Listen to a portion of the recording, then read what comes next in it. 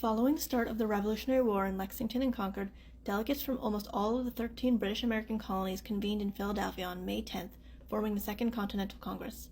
On June 7, 1776, Virginia delegate Richard Henry Lee introduced a resolution calling for colonial independence from Great Britain.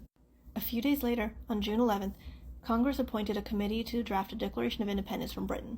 On July 2nd, the Lee Resolution was formally adopted, ending America's allegiance to the British Crown. 2 days later, on July 4th, the language of the Declaration of Independence was approved. The Congress then ordered copies of the Declaration to be printed and sent to the colonies.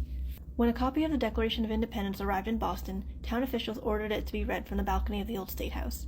The reading was met with great excitement, including cheers, bell ringing, and the firing of muskets and cannons. Later that evening, the ruckus inspired by the Declaration continued when the people of Boston tore down the lion and unicorn from the top of the old State House and burned them along with other symbols of the Crown in a bonfire on King, now State Street. The colonies were now free and independent states, but this new status was not secured until the end of the Revolutionary War in 1783.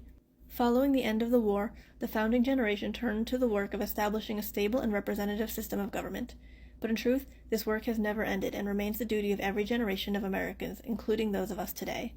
Learn more about the lead-up to the Declaration, read first-hand accounts of its first reading in Boston, and dress up and read an excerpt yourself, in the very room where Bostonians once celebrated the momentous occasion, all at the old State House, all month long.